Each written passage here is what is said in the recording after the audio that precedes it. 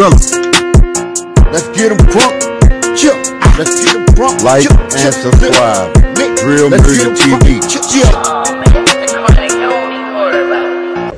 Okay, guys, I want to bring up a classic old school story of the Bds, the Gds, and the Vice Lord and all that stuff was there at the concert at the time when Tupac came to town.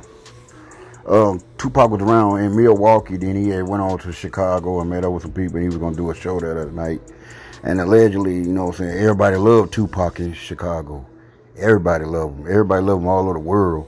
But, you know, they didn't have too much internet and all that stuff like that. You had to move around, so you don't even know if Tupac been here or been there.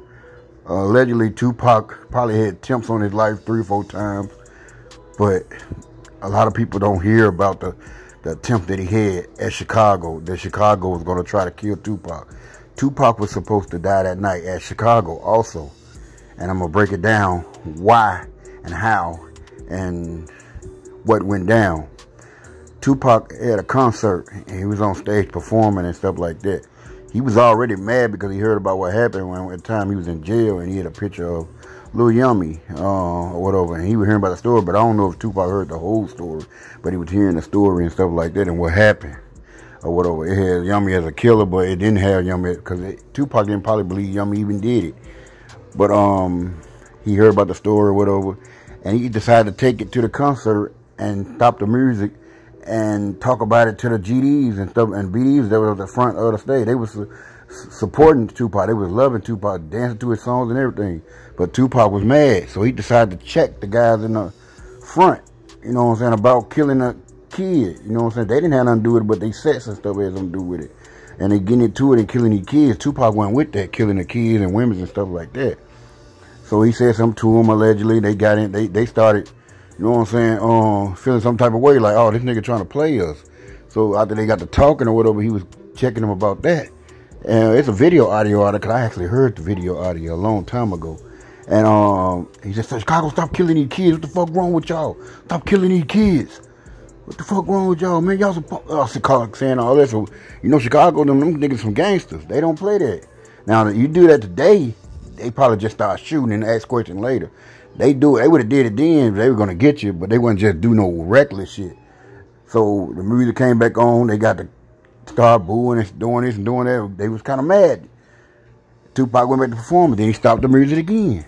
This time it's on and popping. They trying to get on stage to get at Tupac and get him. Tupac people did this and did that. They was getting ready to go at each other. Some of Tupac people had some guns too, allegedly, back there or whatever. And they were trying to get ready and get at it. You know what I'm saying? Tupac still ready to go too. Tupac ready to fight. But he not knowing what he dealing with because you don't know other cities or other state. Tupac from a bigger city like Baltimore, New York, and Cali. Chicago's bigger too. And you go down there, these guys don't play either. They just as dangerous. And they were trying to get up there and boom, boom. I don't know if they got checked and there were no guns in there. I'm surprised nobody didn't shoot. Well, they get ready to get at it and stuff like that. One of Tupac guys allegedly said he pulled out a gun and said the police was finna get ready and shoot him. But he didn't shoot him because he realized what was going on he realized they was in defense mode. They were finna get attacked. But it was alleged that when Tupac went back to his hotel, the Gds and the Bds got out all night looking for him. They were finna get Tupac. They're going to kill him. And they banned him from Chicago also, and it got lifted later on, and he was able to come back because the other celebrities got it removed. But who knows? They probably would have killed him if he came back. But it was alleged that they was all going to hotels everywhere looking for Tupac.